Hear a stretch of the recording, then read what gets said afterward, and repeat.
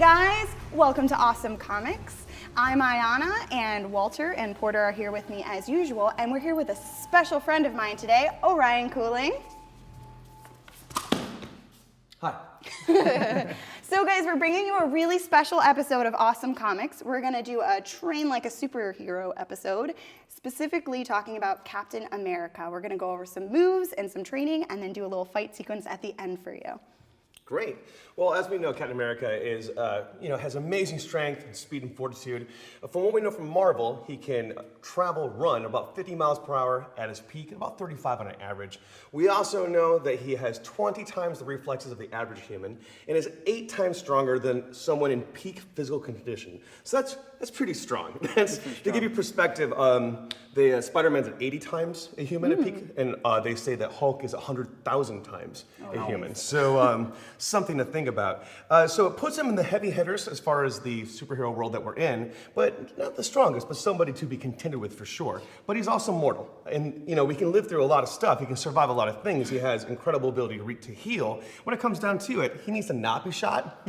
He needs to not be hit by a knife. So that's why the shield comes into play. Right? So the shield's a great piece of prop to have on hand. It's a great weapon, as it were. It's also meant primarily for defense. And we know that the shield has been around as far as our civilizations go. Oh man, about 10,000 years, give or take. We of course are familiar with the Spartans and the way they used their shields from the wonderful movie 300, but also we know from our history, right? I know that we're not huge Zack Snyder fans always, but that was a pretty great film. 300 was good. Yeah, I liked it. Some solid shield work in that movie. But when you're using a shield like this is a prop shield. This shield is made out of aluminum. The actual shield, if this was to be made of steel, would be about 8 pounds heavier. We did bring some of those shields today to play with. They're made of steel. So the shield, when we use this as a weapon and as a form, is all about your whole body.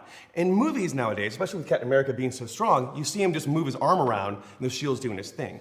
Authentically, in history, in period, it's more of your center and your core doing all the work for you. There's no way you're going to get off the ancient battlefield by using your arm just to block all day long. Your arm's going to get too tired to be effective. We in Western society are very bicep-based. When it comes down to it, any warrior knows that it's your core that does the job. Boxers know this, and you see this in baseball too. You don't swing with your arms, you swing with your hips. So the same thing's going to apply for your shield.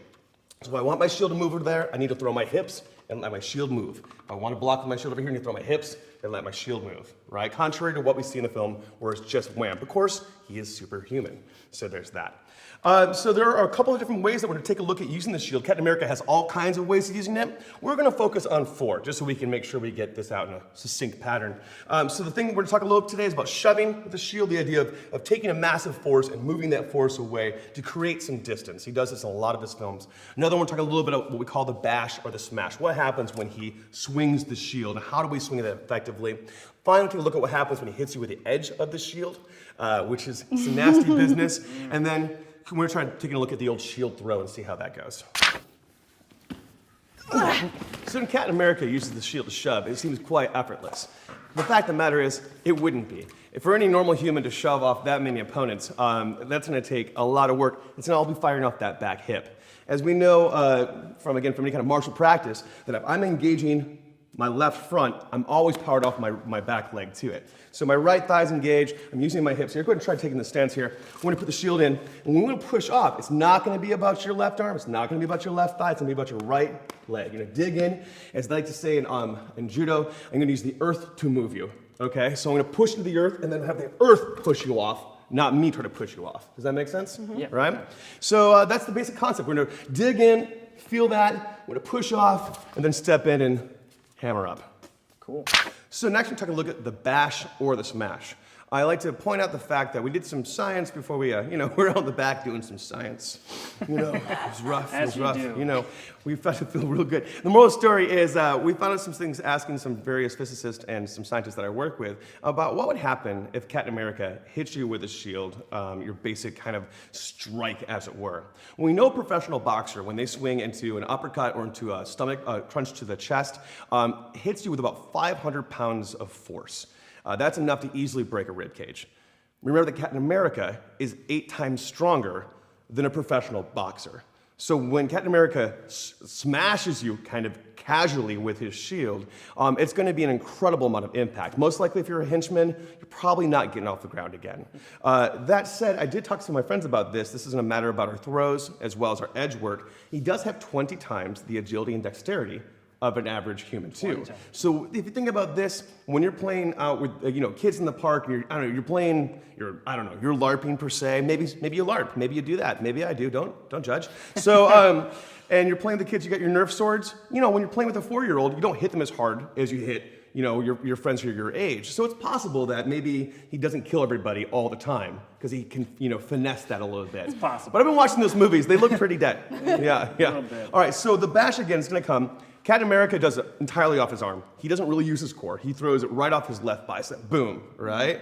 But we want to make it a little more authentic. We also want to make it something we can do again and again and again forever and ever and ever. So same idea. I'm going to rotate my hips back. I'm going to use my hips to open. That'll maximize my impact. Now, of course, if Captain America did this, most likely whoever's hit by the full fury of his full force of his fury is going to be knocked into oblivion. Sure. When we do it, it would just truly, truly suck if you got hit by this. Yeah. So let's try this. Let's kind of take a look. Feel the difference for this. Do it.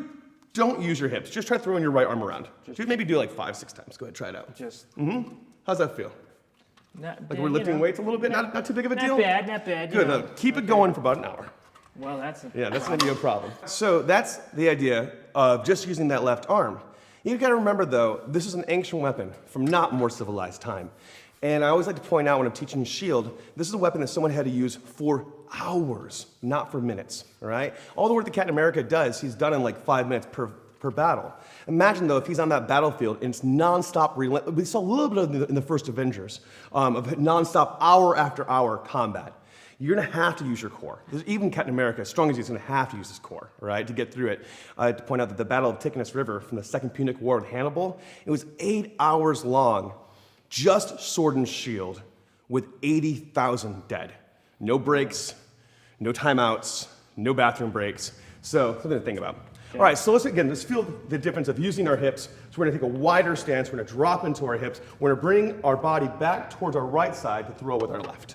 Okay. Do you feel the difference in the ease of that? It is easier to do this. Yeah. So that's what we're going to go for if we want to beat Captain America. We still want to go for ease. He's got to fight a whole bunch of Hydra guys, right?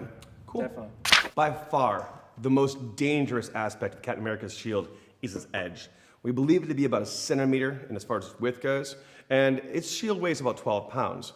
But the edge is how we kill people. If you ever see Captain America hit anyone with the edge of his shield, you can automatically assume they are dead. Because even a typical human hits somebody with the edge of their shield, they're probably have real problems. You gotta understand that the human body can only take so much impact. Some parts are extremely fragile. For example, your collarbone can only take about 4 pounds of impact before it's gonna break. I can attest to that. Yeah, that's true. The other thing we can do is talk about how much pressure it takes to break a sternum. You oftentimes see Captain America hit people with the edge of the shield somewhere in the chest.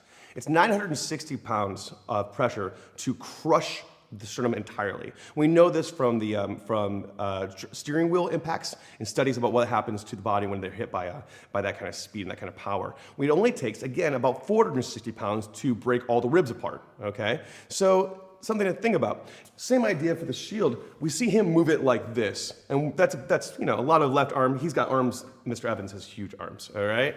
That said, we are average people with average arms, and we want to make sure that, just like we learned from the bashing video, that we use our whole body. So we're going to take our body a little more profile, right, left foot in front, as it were. We're going to think about swinging it like a baseball bat sideways. We're going to bring it way back and unwind hard.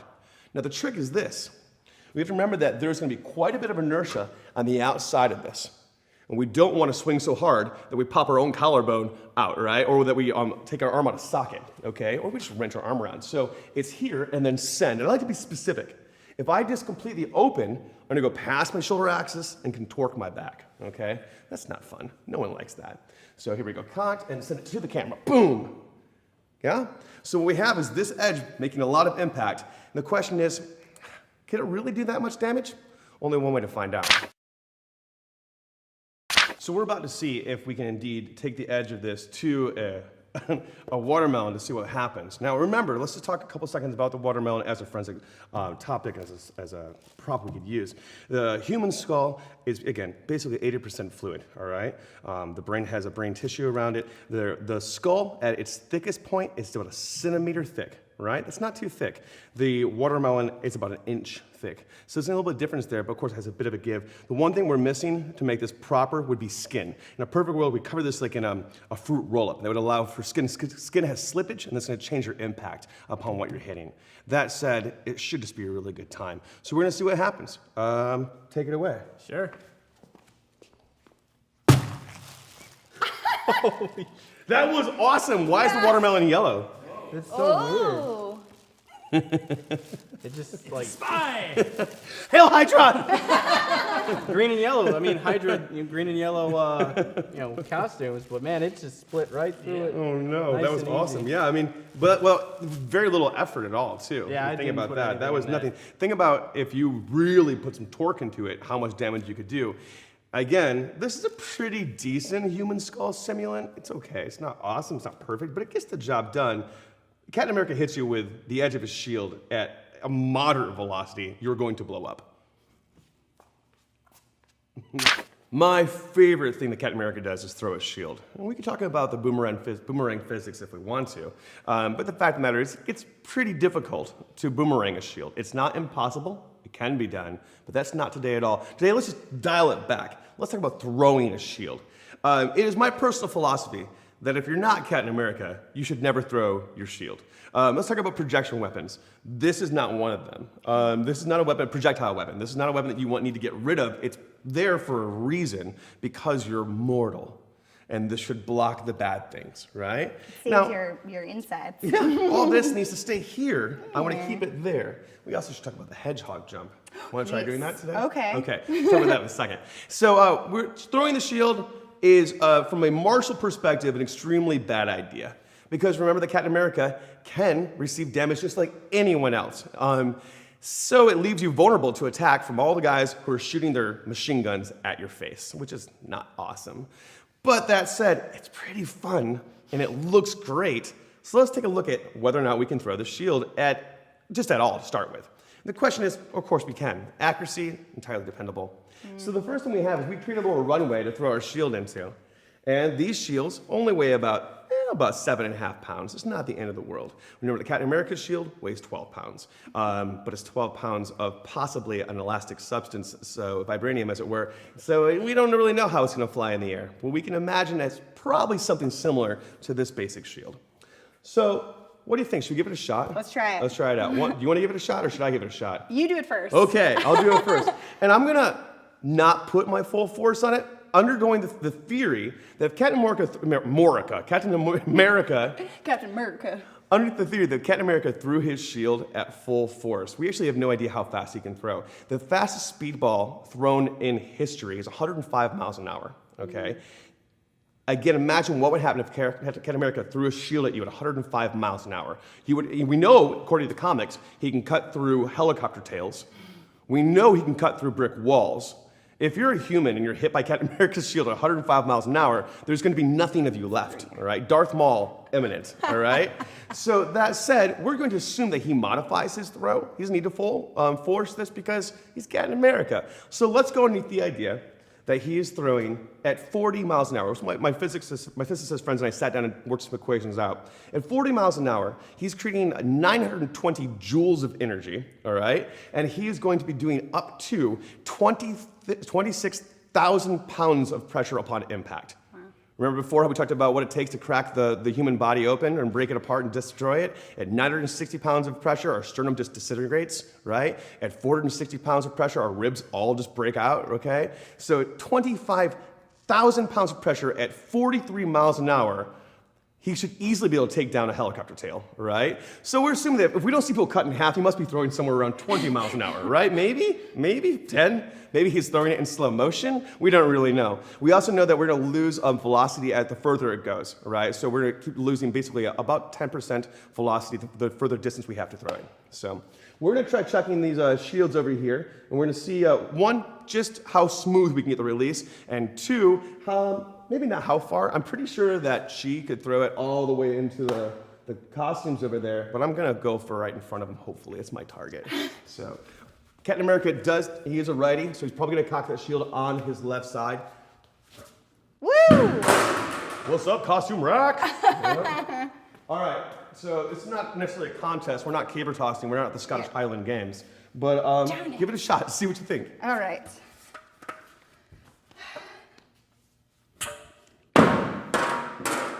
More that way than that way, yeah? But I still wouldn't want to get hit by that right now. If someone said, hey, Ryan, please go catch that shield with your body, I'd be like, not doing that, right?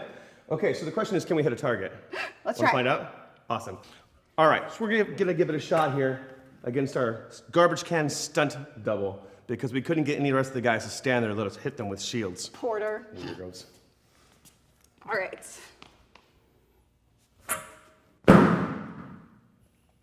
Nope.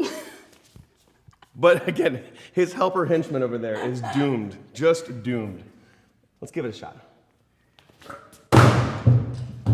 For the win. So what I'm finding that I'm doing right now is we're releasing the shield. I'm definitely throwing and releasing with my right, but I'm targeting with my left hand.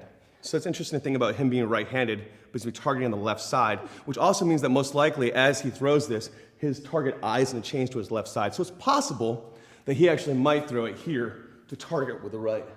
But again, in the movies, you don't see him do that. That's my problem.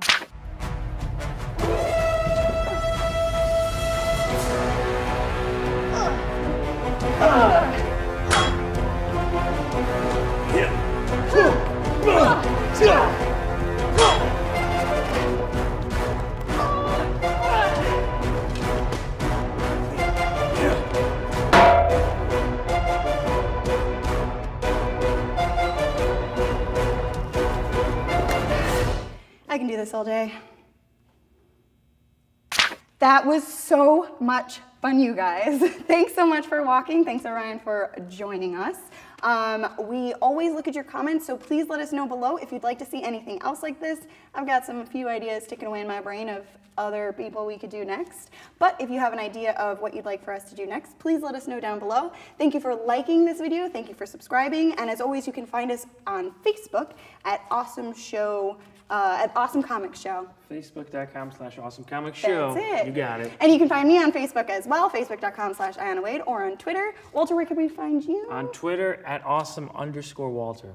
Porter, how about you? Facebook.com/AwesomePorter. Well, that makes it easy. And Orion, you can tell us a little bit about yourself and where we can find you at. Great, yeah. So I live in Chicagoland, and I'm a fight director, but the primary work I do is for a not-for-profit company called Edge of Orion, and we work with marginalized communities. So when I'm not doing stunt work, when I'm not doing fight direction, oftentimes you can find me out in the burbs working with people who have special needs, doing huge theater projects, and working on inclusion in our community. So you can learn more about that at edgeoforion.com. We're also on Twitter at Edge of Orion is the handle. And yeah. Cool. And Porter's going to take it away with our pick of the week this week. Okay, Porter, I tell got us a couple little here. Issues 1 and 2 of Steve Rogers, Captain America. Now, Hail I'm sure- Hydra. Oh no. Sorry. Anyway, I'm sure you all know about the controversy with Steve Rogers at the end of issue 1 saying Hail Hydra. Well, issue 2 came out and it says Hail Hydra, the secret history of Steve Rogers revealed. Now, basically, I don't want to give any spoilers. I'm not going to give any spoilers, spoilers. but it explains why he's doing that. It has something to do with Kobik, the sentient cube, cosmic cube that came to life. She's the reason why he has his powers now. So it goes into a little history of that and explains everything. So moving forward, it's going to be interesting to see where Cap goes with this new Hydra-esque personality and how everybody deals with that and what actually happens. So I'm looking forward to seeing more of this series. I wasn't against Cap being Hydra because I thought it was an interesting turn of events. And even though everybody was super pissed off, I knew this was basically comic clickbait. So I figured, okay, something's gonna be pretty decent explanation. So I like it. It's a good read. It's very new territory for Captain America, as we all know. So I'm gonna continue reading it. Yeah, let's see where it goes. Thanks again for joining us here at Awesome Comics. For myself and everyone here, we'll see you on the next page.